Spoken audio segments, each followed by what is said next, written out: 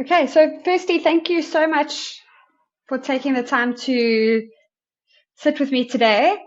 I'm really excited to learn about the industry and how you started Teams Connect.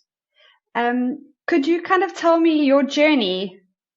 Yeah, so well, my journey has been a long one. Like I'm in the IT industry over 40 years now, and but in the software development space, we're really sort of developing applications for clients for 20 years now. Um, and as you can imagine, like the industry and the application requirements would have changed quite a lot over that period of time. We would have started off just developing, basic database solutions for clients, and like these days we design very sophisticated web-based SaaS portals with a back-end databases and mobile applications to accompany them. So I mean the market has changed radically over the past 20 years with new tools becoming available to deliver solutions to clients that wouldn't have been possible back then. And what are some of the things that you've noticed over probably 40 years? That's a long time to be in the industry. What are some of the things that have changed from when you started to today? Yeah, well, I suppose like if we look back over the last 20 years and like some of the changes like the changes that have revolutionized software development, like there's a number that really jump out. Like back then it would have been very much a client server environment where people would have a physical on-premise server with a client application sitting on a desktop. So that's what it's a client server architecture, and a lot of management was involved in developing and updating, the client end of things and the server end of things. So it was quite disjointed. But since over the years, like the advent of cloud computing, where now you're working with SaaS based applications, meaning that there's no desktop client anymore in the majority of cases. It brings so much more flexibility to clients, and you're really only updating one code base at any one time. So the management of the environment and the updates for clients becomes a much more streamlined process. On top of that, you have things like like the mobile revolution. Back then, 20 years ago, like mobile phones didn't even exist.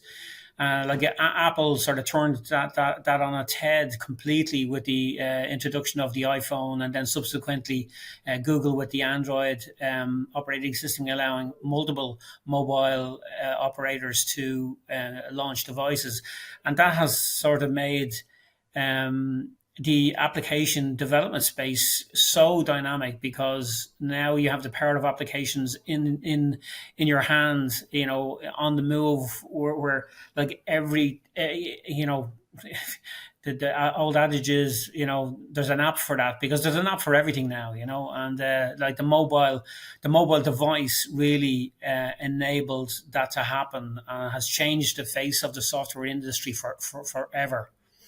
um, Open source is another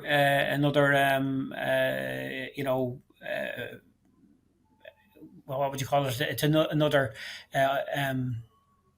environment that open source is another environment that has sort of taken on a life of its own. And like the open source movement is one where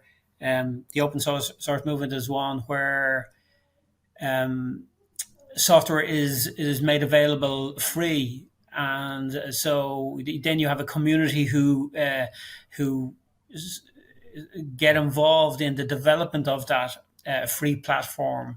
And so it evolves as a community based platform, and then companies can decide whether they want to whether they want to consume open source applications or not. And so that has a price advantage for clients. Instead of having to buy licensed software, they can buy free software and avail of the wide community out there who are developing plugins for these platforms. And there are many platforms like that out there that companies can avail of. I'm so intrigued by this open source platforms. What motivates developers to contribute to open source platforms? Like, why do they do it? That's an interesting question because the like you'd say to yourself, well, what's the advantage? You know, what do they get out of it? Well, they get out of it, they become experts in their field, or they develop specific plugins that they charge for. So, like getting the platform out there, like WordPress would be an example of a platform like that. You know, where it's out there, it's free, really, well, in quotes, you know, there's a free version, and then you buy into that. But then you can buy into a whole community of plugins that have been developed, you know, for the WordPress platform. So instead of a customer having to go and develop, you know, specific applications or features, they can just buy these third-party plugins, and that's the advantage. So the community, the owner of the platform, you know, benefit by um, a wide market being generated because of a free platform.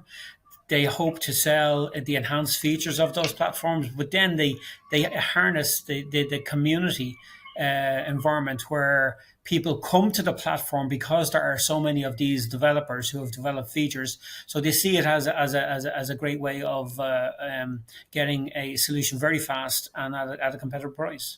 And you were going to say something about agile. Like, I mean, I'm just thinking about things that have that wouldn't have existed back in the day, and you like now you have agile development methodologies. You know, I mean, it's all about getting things done faster in a more efficient way, and like agile methodologies have sort of evolved to, you know, allow organizations to implement Scrum and Kanban type of development approaches, and so allowing iterative development and close collaboration with our stakeholders. You know, the ability to respond quickly to customers' change, that's really important because you know, the longer things are delayed in project development, the bigger the chance of failure. Uh, and you know the new other things like user experience, UX design, like the new platforms have allowed a much slicker type of user experience to be developed to that encourages users to use applications and enables them to use them in more efficient ways. So, you know, all these things have contributed significantly over the past, you know, 20 years to enhance the solutions that are being developed and what you can do with those solutions. No more than what's just really come out the gates in the last 12 months, you know, like a freight train, which is AI and machine learning. Not that they haven't been there, but you know, the rate of development and what people can do now with these technologies is just unprecedented, you know. What are some of the practical implications, like day to day, that AI has had on the software industry? I suppose that's still in you know, it's still in development, but like the likes of Microsoft have just Microsoft you know, invested in OpenAI and the Chat GPT AI platform, and they did that for a very specific reason. You know, that they could benefit from. You know, they saw the writing on the wall. They saw what the power of this platform, and they realized what they could do with it. And so there are lots of different, you know, compartments that AI falls into. Like there's bespoke applications that will do certain things. Um, you know, but if you take what Microsoft have done, and they've plugged the ChatGPT into their Office applications.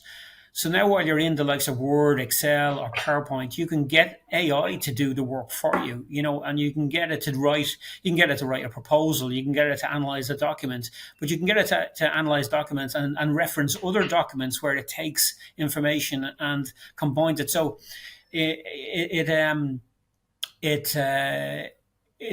streamlines, you know, a person's chores that they're doing on a daily basis. And you have the flip side of this, where people say, well, is that not going to do not is that not going to do away with jobs? Um, you know, but there is always that danger, absolutely. But the thing to remember is that it will allow you to do your job much faster. So instead of doing something like you might, if you were to analyze your day, the chores that you do on a daily basis, you might find that AI can do that in half the time, but that allows you to do twice as much work in the same time. And the challenge, people can say, well, that's a bad thing. I'm going to be working harder. Well, you're not. You're going to be working smarter. But the real thing to understand is that if your competitors take advantage of, this technology and they can do things twice as fast as you can, well, you're behind the curve. So, this is something you really need to be cognizant of. I mean, you can think of the downside and you can think of the upside. And I'll give you a true story. When I started out in computers, now this is before the IBM PC was even, launched. This is going back a long, long time. And I was involved in the computer industry for Tandy Radio Shack, who had a TRS 80 computer platform.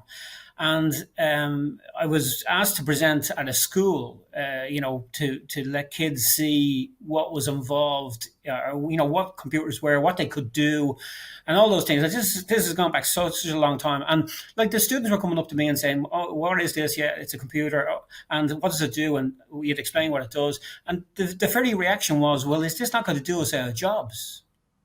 But look what the computer industry has done. Like there's millions and millions of jobs being created by computers in the past 25 years.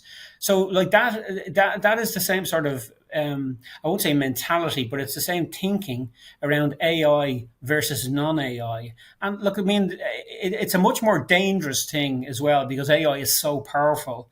But then again, back then the computer was powerful. So, people are going to have to embrace AI. It's just one of those things, and there's many good things that it'll do, and maybe there's many bad things it can do, but it's here. There's no changing the fact that it's here.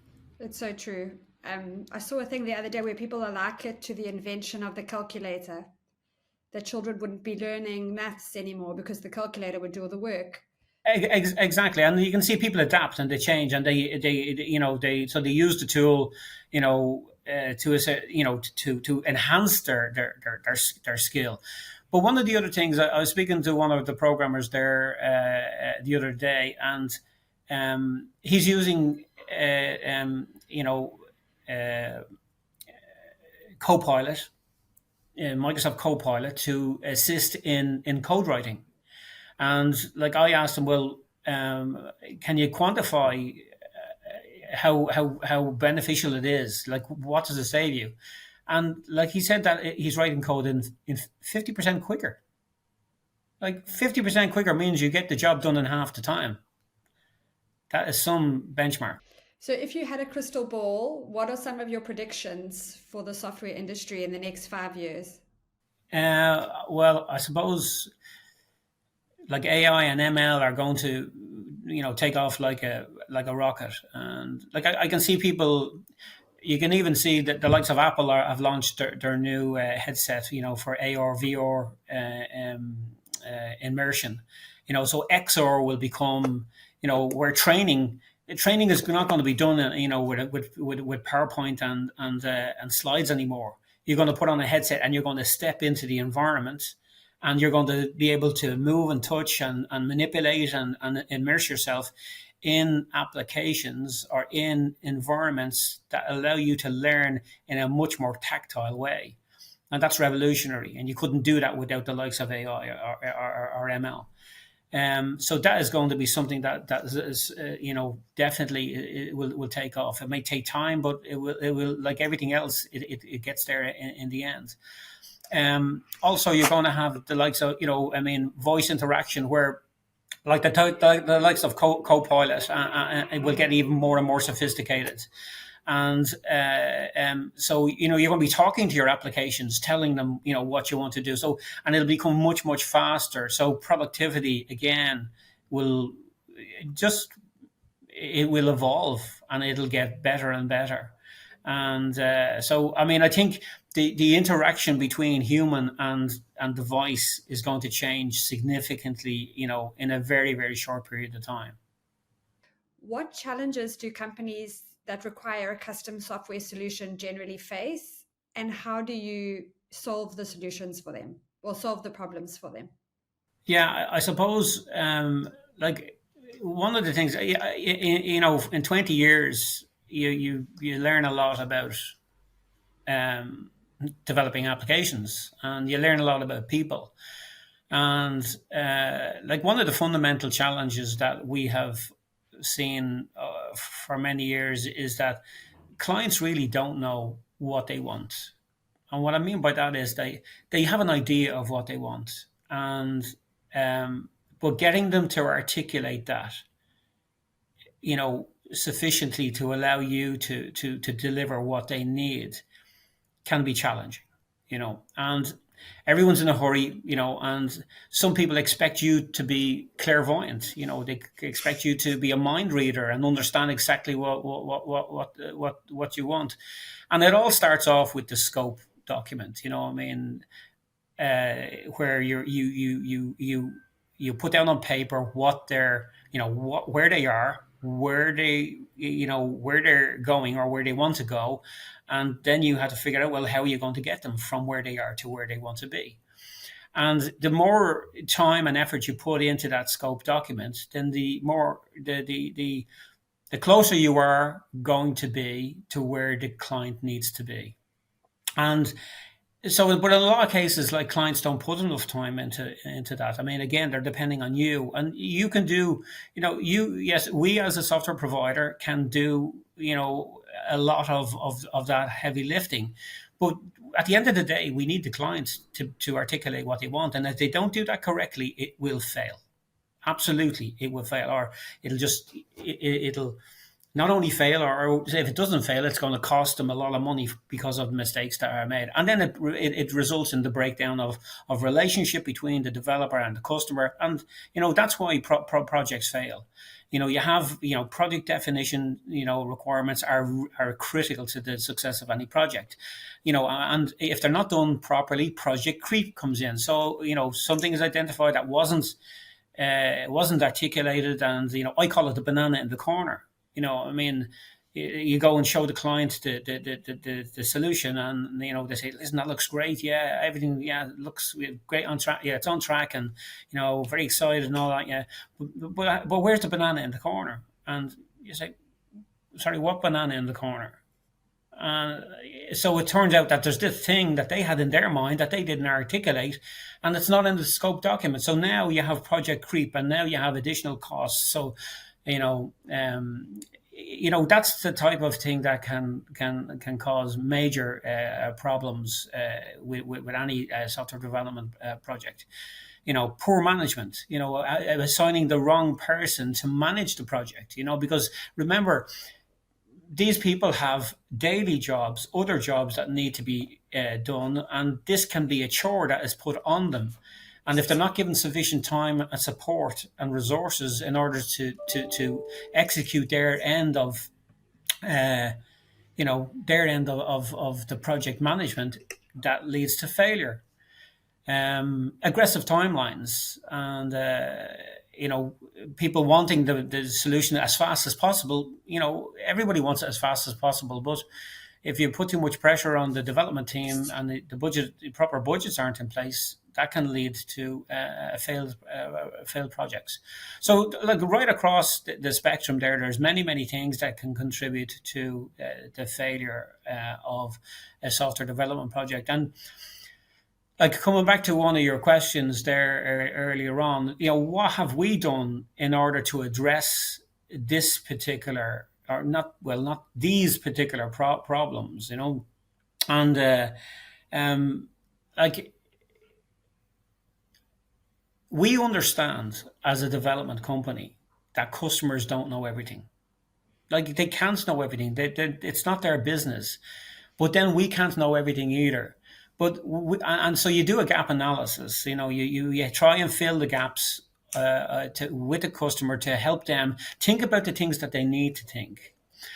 And like one of the things that so we we approach this from like one of the biggest challenges you have in a software project is where you've project managed the project up to a certain point in time, and then you come to the point where the customer either wants changes uh, or they've identified features that were never part of the scope document. And this is where significant costs and time are incurred. And this is where it can lead to the breakdown in a relationship. So our approach is like, I mean, we've developed an application platform called Team Connect. And what Team Connect is it's a no-code rapid application development platform. And it has excuse me, and Team Connect has some significant features that allow us to address the problems that can manifest themselves in these projects. Number one is, because it's a no-code rapid application development platform, and we don't require code to develop solutions for customers. It allows us to develop solutions very, very fast. In fact, we can nearly show a client a solution, in days, to give them an idea of what it is that, or how their application or how the solution is going to look. And that is very, very significant, because it's only when the client sees the application do they realize maybe that it's not really what they had in mind, or that it is what they had in mind, and, can they have something additional? And the Team Connect platform allows us then to make changes very, very fast and add features and add, processes to the solution, which can be done at very low cost in a very, efficient manner. And so you're ticking the boxes, or you're avoiding a lot of the pitfalls that I would have articulated earlier, in where, you're able to deliver the solution that the client wants in a much quicker timeline at a much lower price point, and maintain goodwill, and relationships with the customer, and build on that moving forward. And we've done that with many, many clients using the Team Connect platform. I want to just come back to the scope document, because it's something I picked up when I was editing your case studies. Your customers all seem to think that you understand their pain points from the beginning. So can you kind of describe your first conversation with a customer?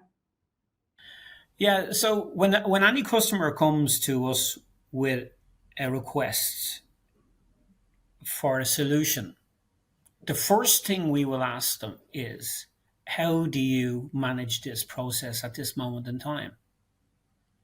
Because that's what they're trying to replace. Now, they may do it with paper, or they may do it with maybe multiple different applications that don't talk to each other, or they may do it with spreadsheets, but they do it somehow. There is a process. So the first question we will ask the client is, can you demonstrate to us how you currently manage this process? What parts of it work and what parts of it don't work? Because parts of it will work. And the reason why they're only talking to us at this moment in time is because the parts that don't work have become so painful, they can't put up with it anymore. And that can be due to growth in the company, from a transactional perspective, or from a physical perspective. So that is critical. How do they do what they do at this moment in time? So we get them to gather all their information that they have, and to share that with us. And that allows us now to critique that, where we can say, okay, and it's funny, because what this really unearths, what we've found on many, many occasions, is that when people are talking about a problem, they're talking about the problem maybe from this point here to this point here. But that's not the problem. Like what we'll generally ask is, well, where does the problem start? And it starts out here. Because if you don't address the problem from where it starts and where it ends, you're never going to solve the problem. You're never going to be able to provide the proper solution to the client. So we begin to challenge their thinking, and we begin to sort of uh, get them to start thinking, well, where is the real start of your problem? And then they say, oh my God, yeah, now I see. Yeah, we actually start here. So unless you capture that, unless you capture every step in the process, you're never going to have the proper solution. So, and their current process allows us to identify that. So that is the significance, the starting point of the scope document, because that allows you to break their process down into the individual steps. You then, go into each step and you detail what happens at that step currently, what doesn't happen, what the problem is, and that evolves into a very, very, detailed scope document detailing every step in the process and ultimately defines what the solution is going to look like at the end of the day. And what do you think are some of the benefits of having what you've created with Team Connect, this like plug-in solution, versus having a solution developed customly from scratch? Well, there's a couple of obvious ones. Like one is time to market. I mean, people don't have patience. They want the solution tomorrow, and so no code rapid application development allows us to do that very, very quickly. And like I'm talking about a platform that will develop not only a web application but mobile applications, iOS and Android mobile applications at the same time. So, you have one resource that's able to use a platform to develop an end-to-end solution with offline mobile applications in a very, very short period of time. Or, as I said earlier, present a prototype to a client, because really the prototype is what gets people to buy in, and it's too expensive to develop prototypes from scratch. It takes too long, and it's it takes development time, and you're developing. Need different resources. You need the web resources. You need the mobile development resources.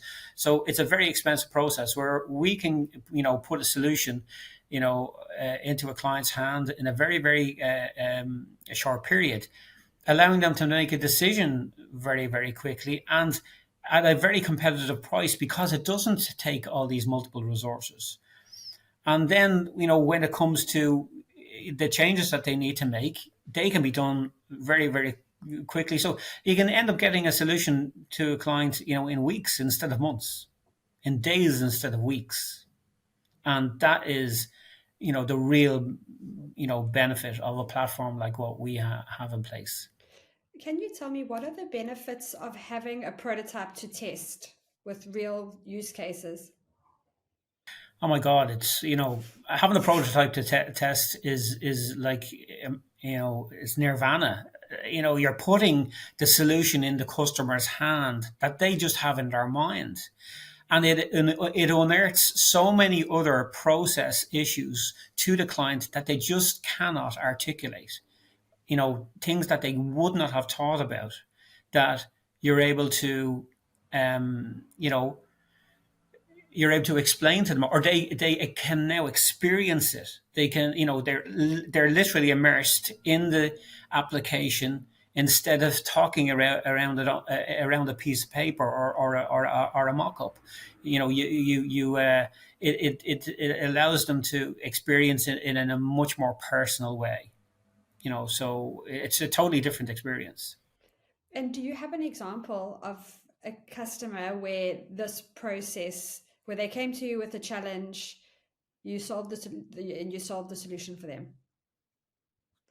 Yeah, well, we would have, there's a number of interviews we've had with clients over the past few months, talking about the engagement process that we would have had with them.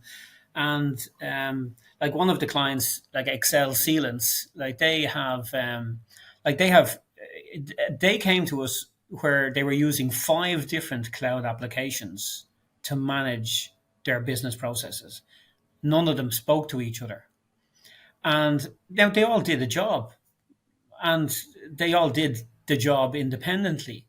But the reason why they reached out to the likes of us is because they came to the pain became too much. Where, even though these applications did the jobs, they did them independently, and there was no process, there was no streamlined process. So when they reached out to us and they saw Team Connect, they said, "Oh my God!" Well, they realized that they could put these 5 applications under one roof, the Team Connect roof. So now they had, the ability to have 5 applications, and they didn't start with 5 applications. They came to us with one problem. They came to us with a problem where they wanted to be able to track resources that had arrived on site.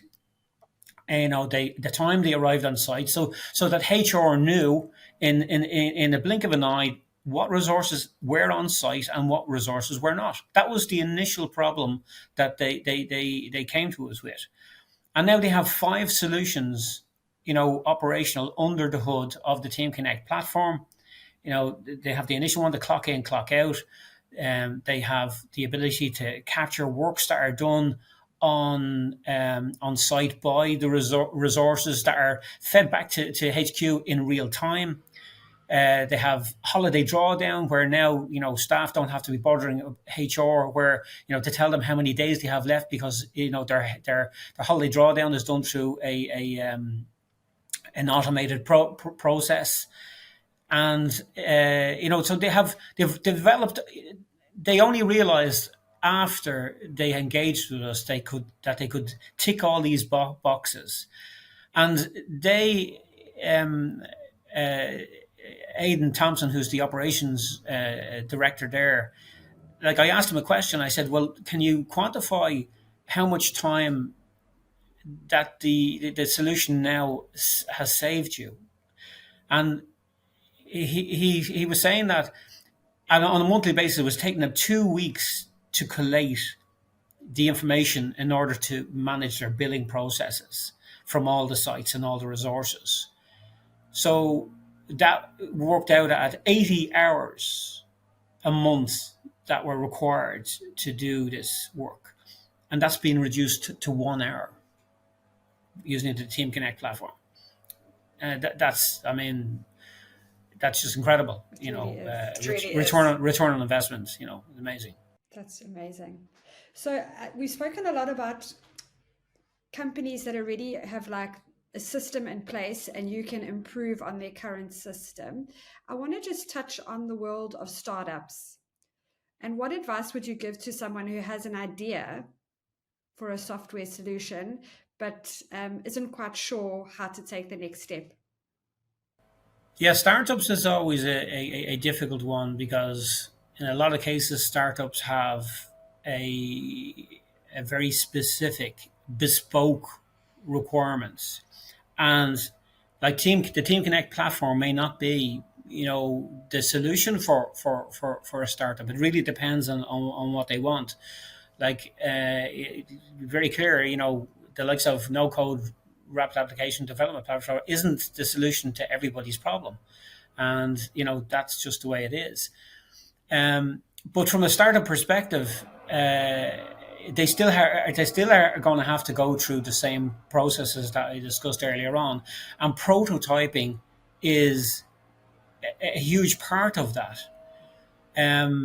But my advice to startups is really put the efforts into your scoping of your project, because that's going to be the be all and end all, and try and pick a good partner to work with. But, don't only pick a partner for their price or